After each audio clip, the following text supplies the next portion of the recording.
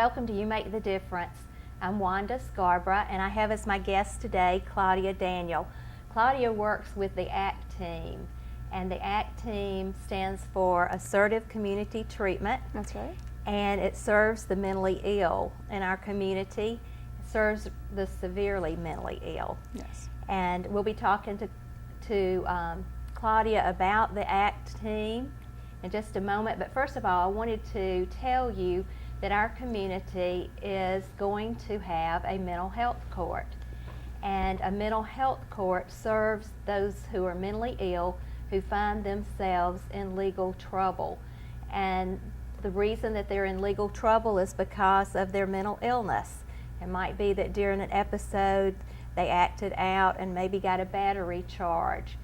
And the mental health court will allow those who participate, and they have to agree to participate, to receive a mental health treatment plan instead of a jail term.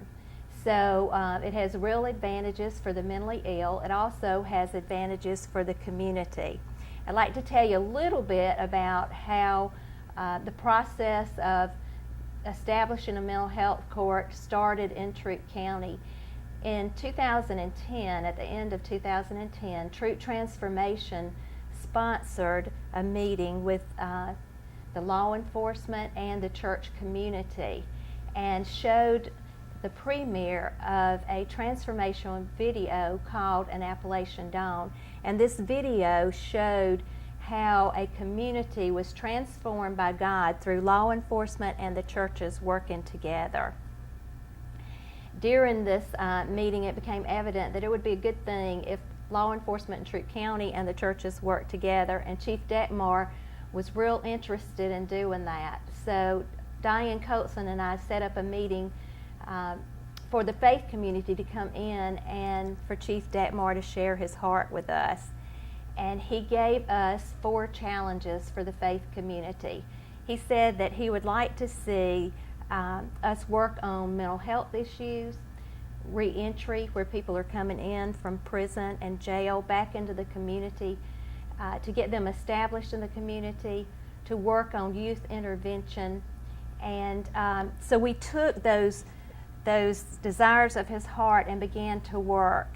And one of the first things we did was start having meetings with the mental health community. Mm-hmm. And we had those meetings for over a year. And we, during the course of things, Randy Nix, who serves in the House of Representatives for us in Georgia, said, I wonder if we could have something like a mental health court. He said, you know, the drug courts and the DUI courts are so effective. I wonder if we could do it for mental health. And so we thought that was a great idea, but we had never heard of that.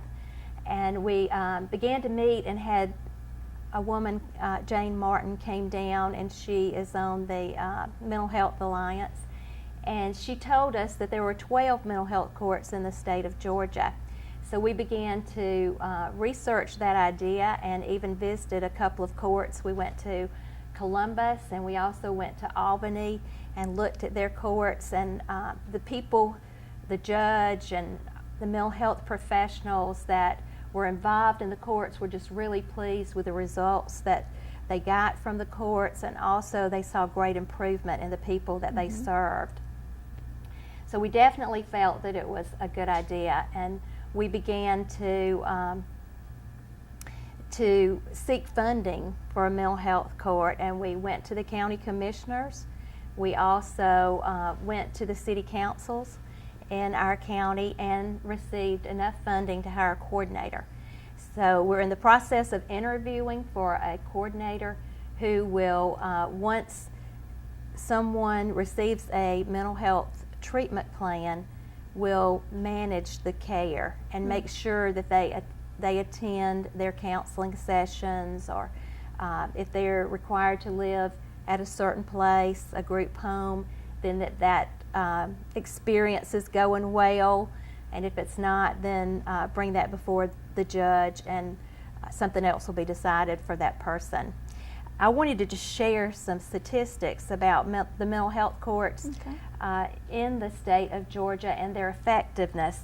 In 2007, Hall County had 97 participants in their program already, and they had 30 people who graduated, 24 that were still involved, and the rest of them had either opted out or the judge had decided that they needed to be terminated from the program. But they looked at these 97 participants the 18 months before they came into the mental health court and compared that to their participation in the mental health court process, which was also 18 months. And prior to them entering into the mental health court process, these 97 participants had served 7,183 days in jail.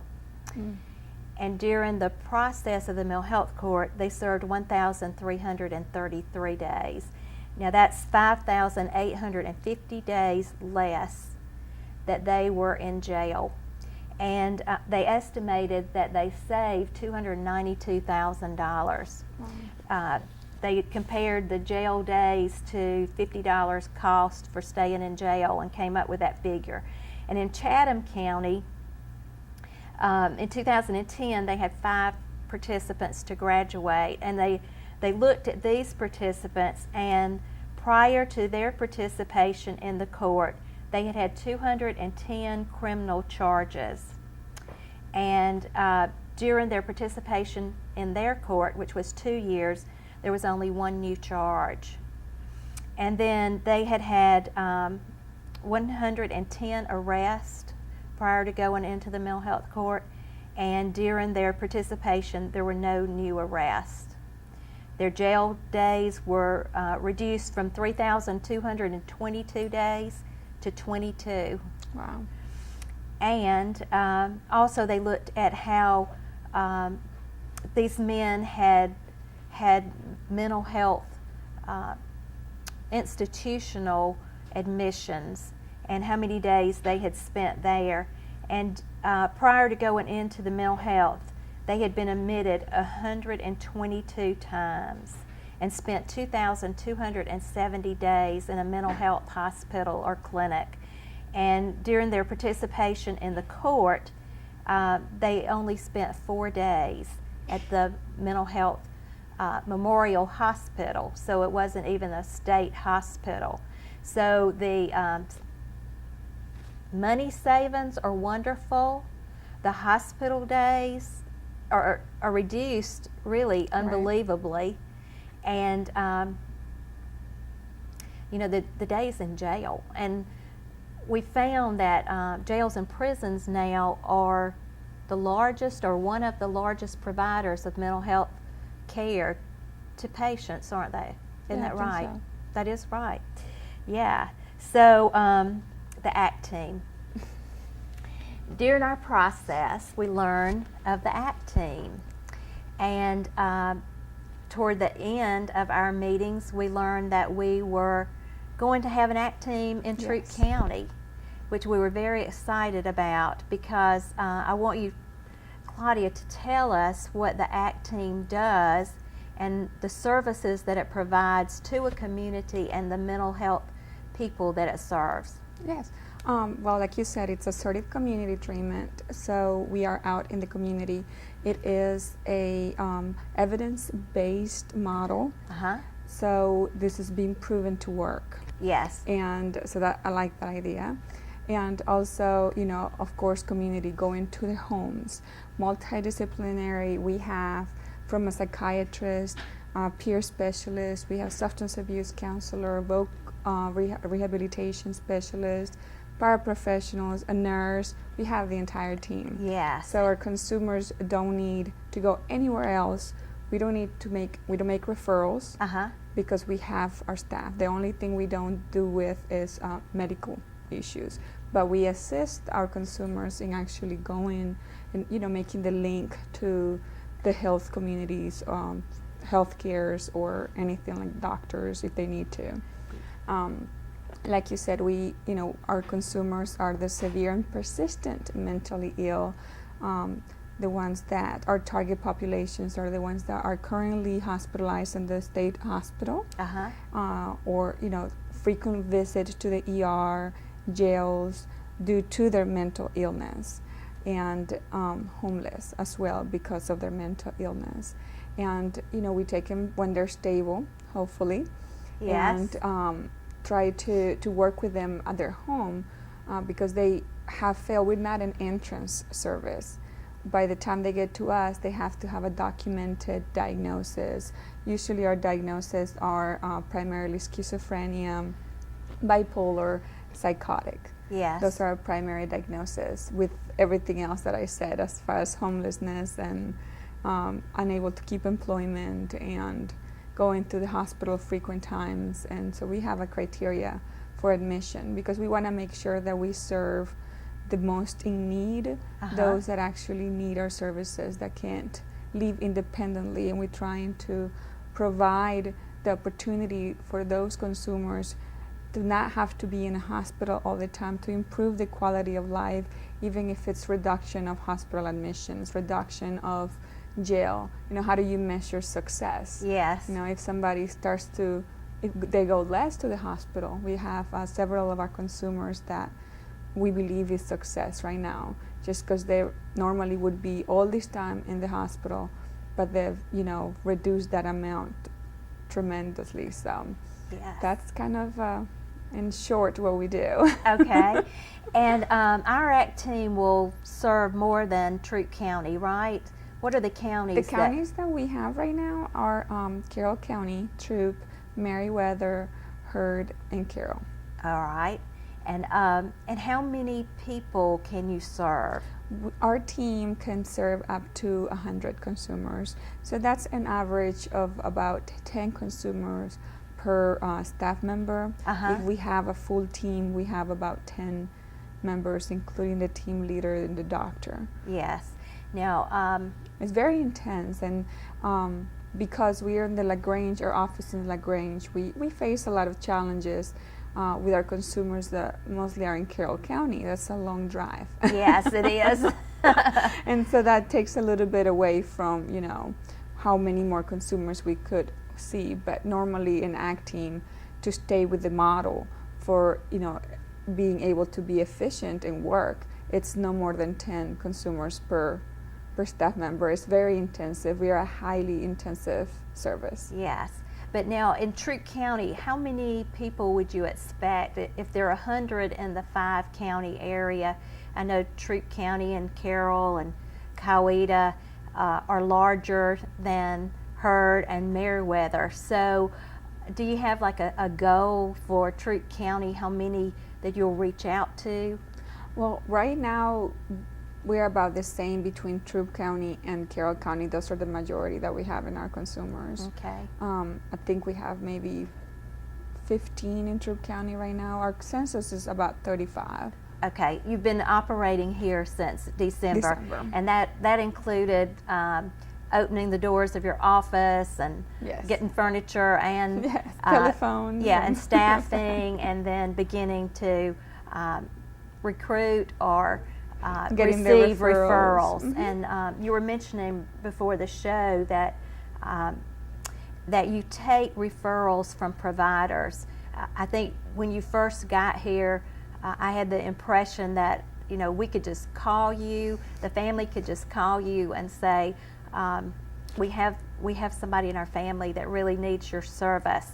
But there's a certain procedure that has to be followed. And in the beginning, I was thinking that if they hadn't had a diagnosis, that you would help them get a diagnosis. But now we're learning that they need to have that diagnosis ahead of time. The diagnosis, a documented diagnosis, and that would be for schizophrenia, bipolar, psychotic. And can you tell me a little bit what psychotic looks like? With psychotic, you're talking individuals with delusions.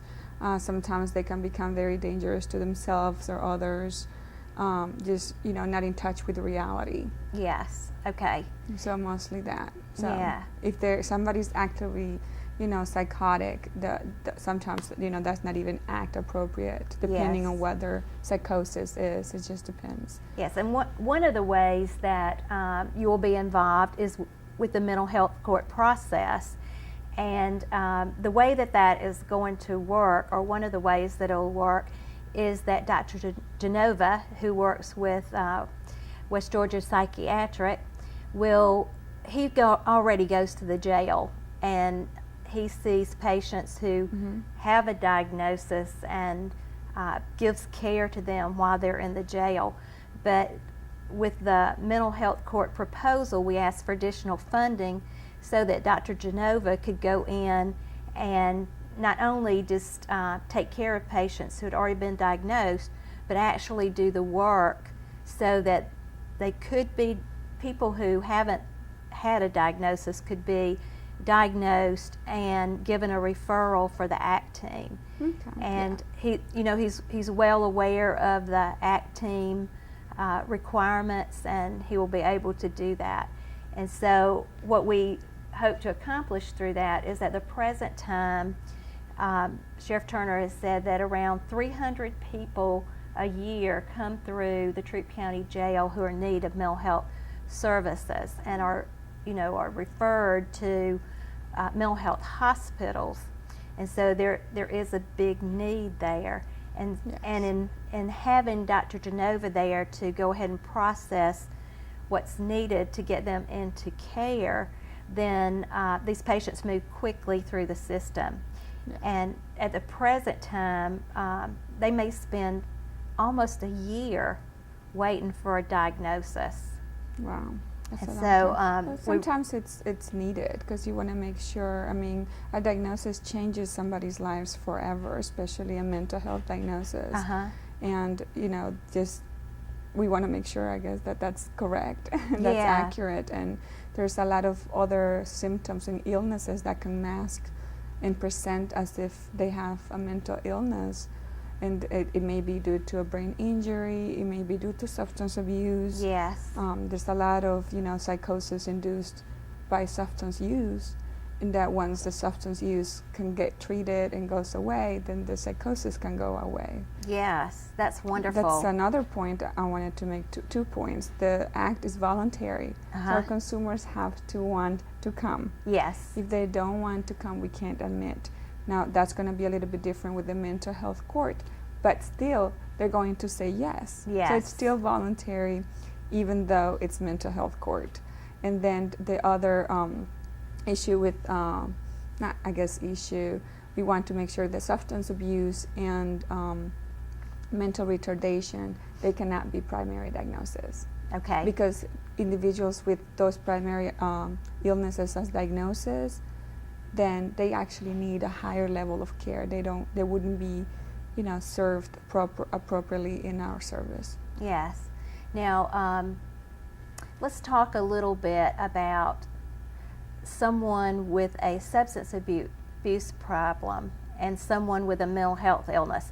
And sometimes substance abuse is primary. Yes. And then the mental health condition is secondary.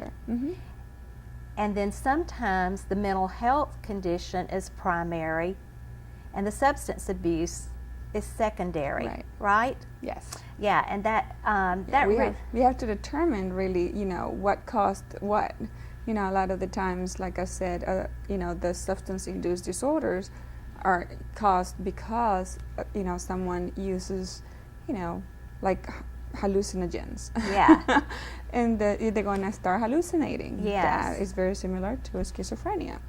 Having delusions and, acid, for example, even years after use of acid, somebody can actually have flashbacks and have some of the hallucinations. So yes. that, even though they haven't used the drug for a long time.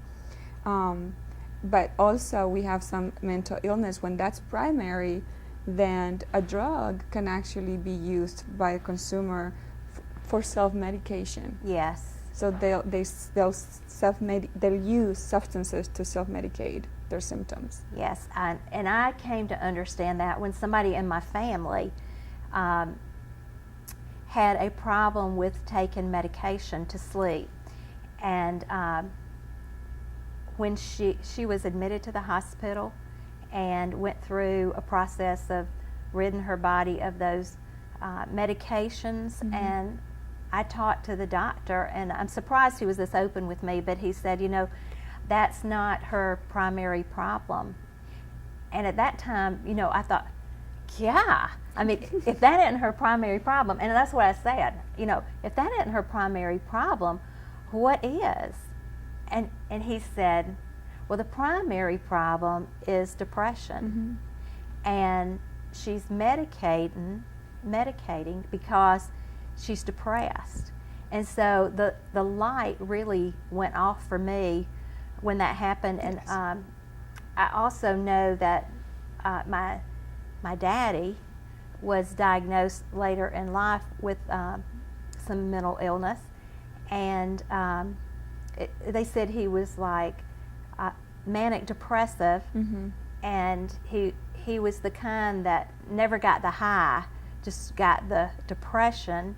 And so, you know, he had medicated with alcohol. Very common. Very common. But all during our growing up years, we just thought if we could get Daddy not to drink, then he would be okay. That happened. That's very that happens so much. It's just stop the drug, because that's what, you know, people can see. Yes. You can see the use. You can see somebody who's drunk. Yes. You can see someone that's drunk, that's high, using drugs.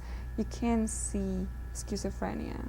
Yes. You can't see delusions, or you can't see, you know, the voices that people hear. So someone can be next to you and you have no idea. Right. You know, unless it's somebody who, you know, has been now for years that with the medications that they've taken, now they have some side effects. And so, you know, it's a little bit more notable. Yes. And one thing that I've come to understand is that there is hope for those with mental illness. Absolutely. And, you know, I would just like for you to tell us maybe some success stories. Well, one of the greatest thing that we have in our team to show that particular thing right there, that, you know, mental illness doesn't have to take you down for the rest of your life. Yes. We have peer specialists. Yes. A peer specialist is somebody who has been through, they have a mental illness currently, but they are, I guess you could say, recovery. Yes. They actually take their medications, they go to the doctors, and they have come to a point in their lives that they actually can work. And when they work with us, they're just treated as everyone else. They're an employee. They're like us. They're, you know, so that right there can show a success to all of our consumers. I think it's a great, you know, part of our program that we can say that we have someone in our team that can relate, that knows exactly what it's like.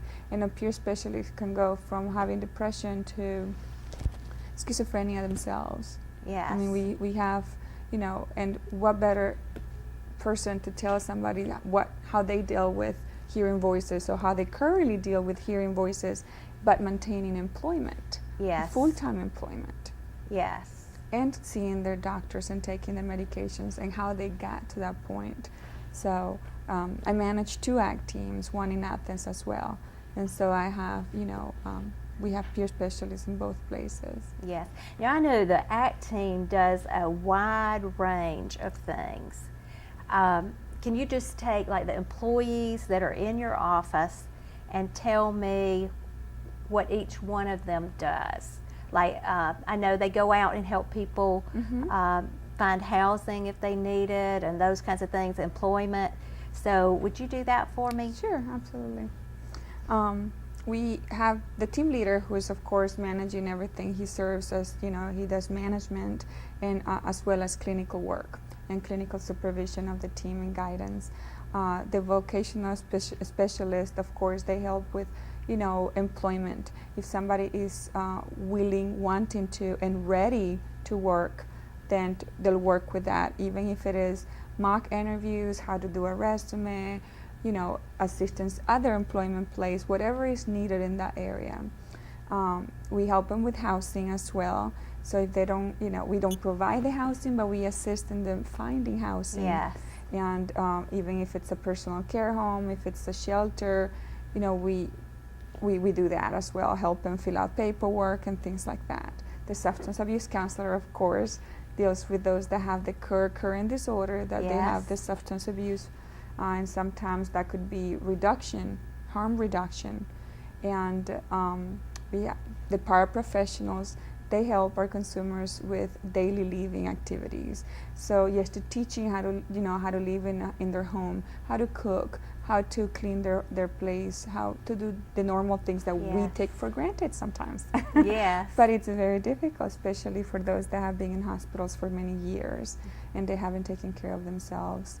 And we do that. And then the nurse, of course, takes care of the managing the medications, and the psychiatrist, that's the psychiatry work. Okay, great. And we have a counselor as well, a licensed counselor who provides individual therapy. Well, I want to thank you for being on the show today. Oh, you're welcome. Thanks for having me. You're welcome. And I just thank you, Claudia, for what you do in the community, and I want you to know you truly make a difference.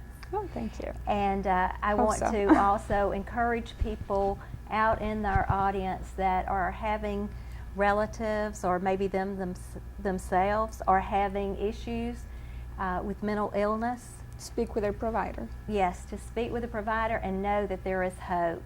And we thank you for watching You Make the Difference today, and be sure and join us next week.